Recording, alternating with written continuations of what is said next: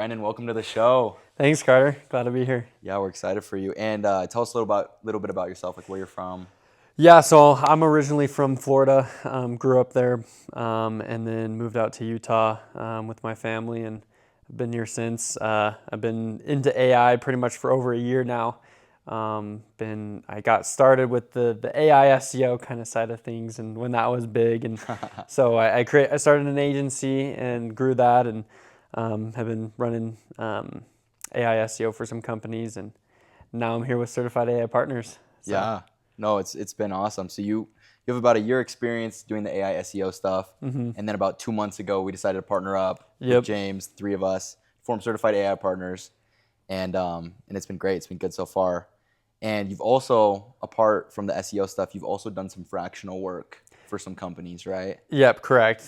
Because I was building a ton with AI, and I think friends and family kind of noticed that, and so I got introduced to some people, and one was my dad, one was some other friends of his, and that had been owning businesses and running them, and so got into basically being their chief AI officer for them for some time, and it's been really fun. No, that's awesome. And specifically, what are the companies that you've done work for? Yeah, so I worked with a large captive insurance company, a automotive software company, and then a consulting, financial consulting company in the marine space. Oh, awesome. Yeah. That's super interesting. And so with those different companies, you've obviously seen a lot of different industries, right? A lot of different implementations. One specifically I wanted to ask you about is your work with Private Auto. Mm-hmm. So you've done a lot for them. You've been working with them for how long now? How many months? For pretty much a year now. Oh, a year. It's been a while. Yeah. Okay. And what's been like the highest ROI implementation you've seen with Private Auto? Yeah, I'd probably say probably in their development side, their development department. They obviously they're the automotive software company, and so a large chunk of what they do is building their product, which is in the development side. A lot of coding, a lot of air tracking, fixing bugs, implementing new features and stuff like that. And we've been able to basically transition that from a traditional development team where you have a team of coders and developers that are writing every single line of code to becoming an AI assisted and AI enabled department where now they're shipping fixes probably twice as fast as they were before with the same amount and even less people than they had before. Wow. So literally twice the output in terms of shipping. Yeah. Mm-hmm. And if you kind of explain to your knowledge, what was their process looking like before you guys implemented AI?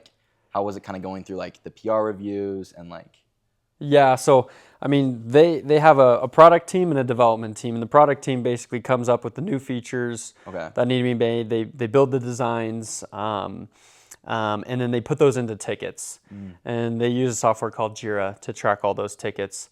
And then that's where then the dev team picks it up and says, okay, here's what we need to do. We're gonna go and build this. Yeah. And it's been a pretty manual process for them where their head of product is the one writing every single ticket. She's then passing that off to the dev team. They're writing the code, and then another one of them reviews the code and approves it. If it doesn't get approved, they have to go back and fix whatever needed fixing in the code. Maybe it's an architectural thing or something like that. Right. And then once it finally gets approved and merged to their dev branch, they then wait till they have enough to go and merge it to production. And so that was all pretty manual and some lightweight things that AI could do. And so what we did is we worked on a PR reviewer. And so we called it the PR review agent. Okay. And so that agent's sole job is every time a new PR or a new change to the code comes in, it has a set list of criteria that it goes and checks for. So it checks for does this touch anything structural to the app as a whole? If we did this, it would break the app essentially. Right. And then it goes through a bunch of other hygiene checks, is this the most efficient use of code?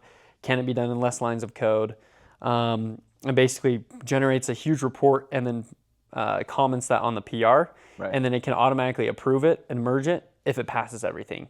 And awesome. that like eliminates the need for the team to be automatically reviewing every single PR coming in. And then, so we started there. I think that's the most important part when you're working with like implementing AI. It's like, okay, where's the bottleneck first? Right. You don't want to build the whole system and realize that it's a broken system. Right. Or you build it all and then AI starts going crazy and do all these things. You got to build it in in the process that adds the human review checks, as well as allows you to test it. And so we started with that, and then we moved on to basically completing the cycle of ticket creation to ticket implementation and then PR review. And so it can all happen automatically. Wow. So you guys started out like by looking for what the constraint was, and then you started off by just automating one thing within that constraint.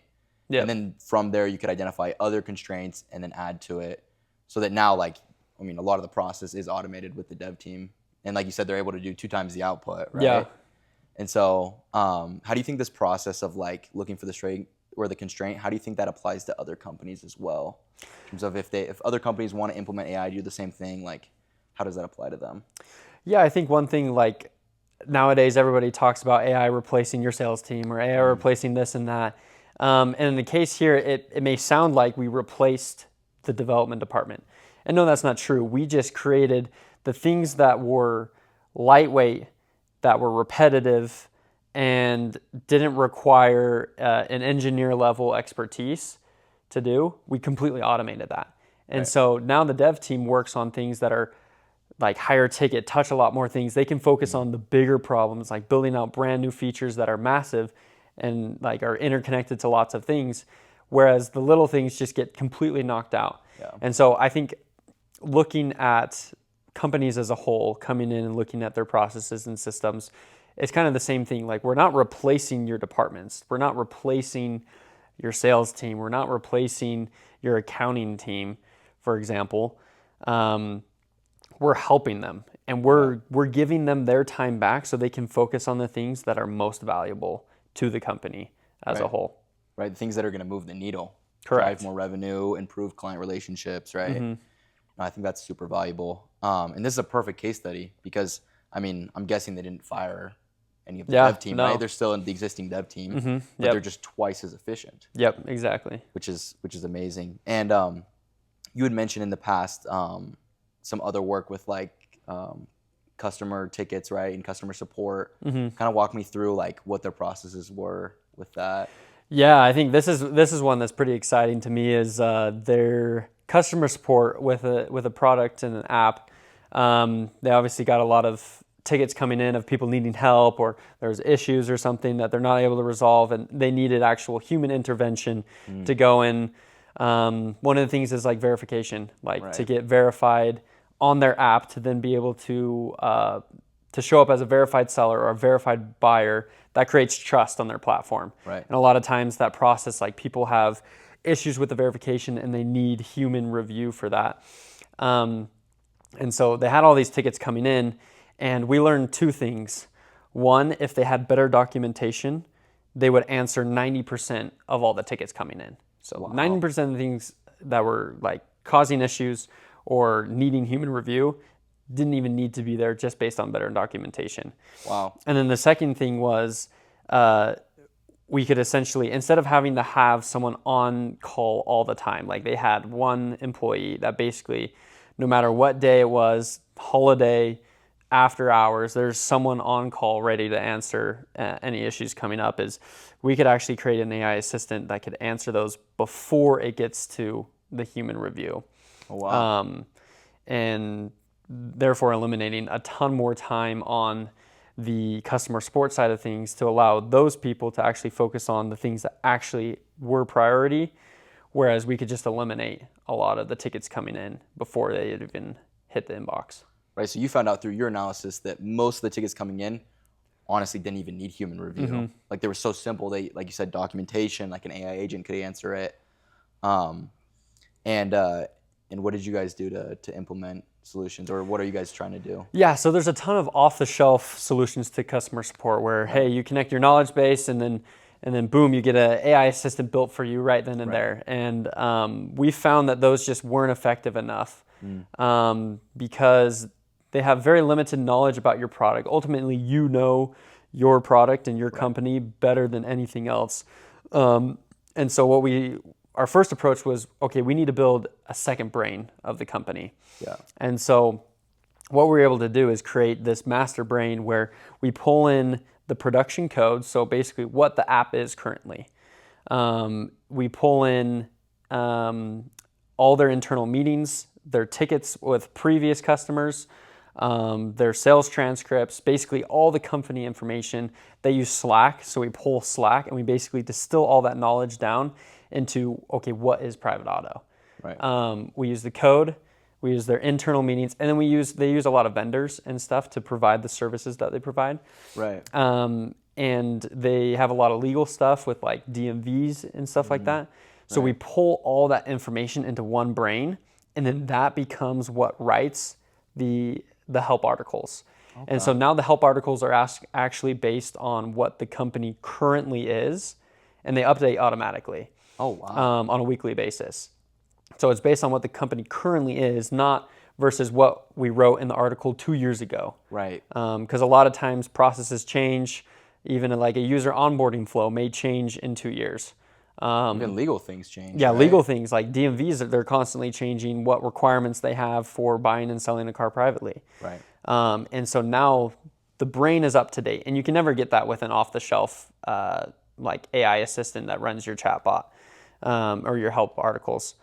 And so we built that first, and then now that we have the context and we have the data, we're building the infrastructure for the agent to be able to take that, connect into the actual user's accounts.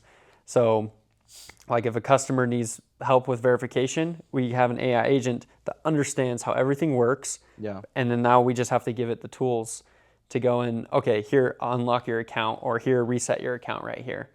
Because it's all tied into what we have. Right. Whereas if we used an off-the-shelf, like it wouldn't.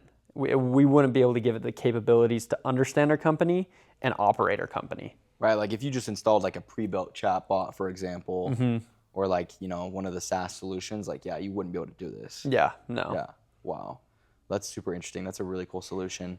And what results have you seen with this so far? I mean, you said you have it automatically updating. Yeah. Have you actually seen it like update a lot, or has it been like, I mean, because in what I would think is that companies don't change too much. Yeah. And so like maybe little things, but in what your experience, like what have you seen? Have you seen it updating or? Yeah, for sure. I mean, and they're in the technology space, so they can change things rapidly, and they're revolutionizing the auto industry. And so for them, even in those 2 years since the articles have first been created, we kind of had to do an overhaul. So once we got the brain set up, we kind of did a quick overhaul of all the articles at once. Just giving a fresh update, even if it was like slight wording changes or styling it to the company brand and style as well, like how they talk and how they want to interact with the customer. Like we changed all that. We formatted them a little bit better for AI to answer it. So if someone's searching online, the articles appear better for the AI engines to understand it and provide it as value to other customer or other people searching as well. Right. So there was quite a bit to answer your question in the beginning. And then over time, we'll see how much it updates. That's awesome. And the cool thing is now it's like future proof. Like if, let's say a couple years down the road, they change something about their business model, like it's already set up in a way where the documentation will update itself and there doesn't need to be like a ton of human in the loop, going through and searching through all the documentation, finding where it doesn't line up, So that's awesome. Yeah, and actually one example that I just remembering now is they actually changed their pricing. So compared to like even just a year ago, their pricing was something different, and they changed that, and it automatically updated the articles. It automatically updated the agents that are basically responding to customers and helping customers. So now any agent that we use in the future, and it doesn't have to be customer support because we have this brain now, any agent that we bolt on will understand up-to-date pricing. Yeah.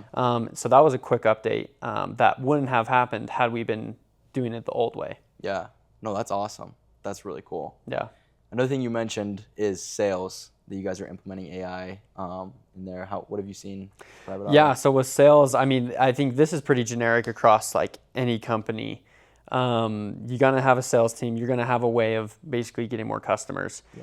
And for them, they do a lot of demos. And on those demos, they may be on the phone call, just calling, or it might be a live demo where they're sharing their screen, kind of walking through the product. And the sales team, like, they were doing great. But we realized there's so much stuff that you can learn from a single demo that a lot of times gets overlooked. Yeah. Or you're in the day-to-day, you're flying through demos, you're talking with tons of people, and then it's like, okay, just on to the next one. And you have like a weekly training, maybe. And so we were able to dive in. There's so much information in those calls that we would extract all the information. We extract the transcripts, and we put that also into the database, so into the second brain. Right. But then now we can pull from that and we can give insights to each sales rep on how are you interacting with the clients? What are your most common objections when you're on calls? What are the leads like?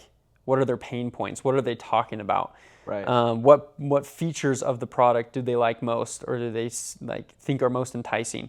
So we're just learning so much about the sales process, and now the sales team has access to that anytime.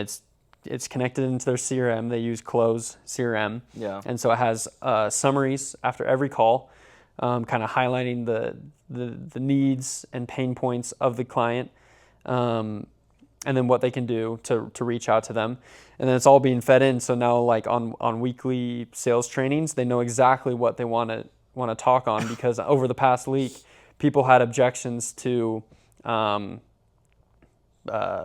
don't know, if they had an objection to something, they can dive in and like, okay, let's practice this. Like, let's get better at this. How would we respond to this? Right? Exactly. Yeah. Yeah.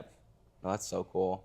And so it's becoming kind of like a shift in the industry where before, like, you would have a manager of a sales team and they would try to like, do their best to train the reps and, help the reps. But now, like, you can literally have AI recording every single transcript and get accurate data of like, okay, how are the calls going?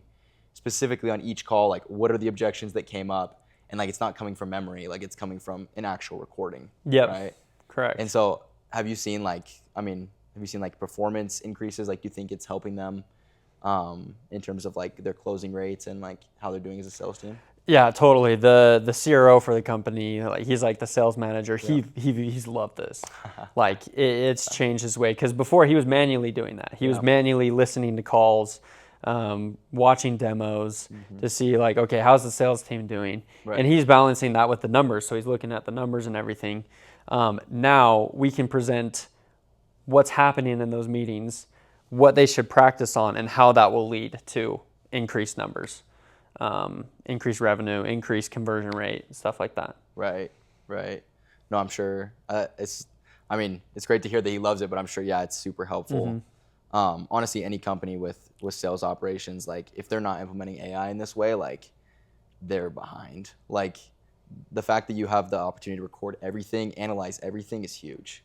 You can connect it with the numbers and connect it with analytics and see like, okay, this is what's converting, this is what's not, and then you focus on what's converting and you do more of that, right? Exactly. So yeah, that's really cool. And so I would say that's a good overview of like some really cool implementations you're doing in private auto. And obviously you've worked with a lot of other companies. So my last question to you, Brenden, would be, if you had to give one piece of advice to like business owners or entrepreneurs that want to implement AI into their company, but they don't know where to start, like, what would be your advice? Yeah, that's a great question. I think I'd start out with context is king. Like, that's the most important part with AI. The context that it has will give you the best results that it's capable of. And we know AI is getting smarter, but the more it understands you and what you're doing, the better advice it will be. So a simple way for business owners to start is, like I say, hey, just record your day. Yeah. Like, voice record, what do you do from a day-to-day basis? Walk through your whole day. Be very specific of, like, I do X process, but like, how do I do that? What am I looking for in that process? And just drop that into AI and say, hey, what can you tell me about this? Where can I improve what I'm doing? Right. And that will give you a taste of how to start using AI. It may give you AI suggestions of, oh, you could use AI here, or it could give you a suggestion like, instead of doing this, you should do this. Right. And so I think that's where every business owner should start, is that teaches them that their context is most important, that AI has to know you, it has to know what your business does, and then it'll teach you how to start interacting with AI. Because I think that's a whole skill and job in and of itself, is how do I actually use AI? Yeah. So you'd say like just start, give it all the context it needs, and then just start like working with it. Like, okay, like where can I implement it? Where can I automate my time? Yeah. And like where would you say they should start? Like, should they just like record using an AI note taker, or should they just start writing down stuff they're doing in the day? Like, what's like the most practical like first step? Yeah, I mean, I think some people like writing notes. So if you're a handwriting guy, like just write it down. Yeah. I like to talk, and I use a thing called Whisper Flow. So I literally just hold a button and I can just talk. Yeah. And so that's easiest for me. Some people can record their screens or take videos, and AI can ingest all this. Yeah. Like it can ingest all these types of content. So choose what medium you want to record your day in, whether that be notes, typing, or videos. Record your day, and then literally just drop it in and say, what can you tell me about this? That's really good. That is really good advice. Yeah, I think that sums it up perfectly. Yeah. Well, thanks for coming on, Brenden. We appreciate you sharing your experiences and your advice. Yeah, thanks so much, Carter.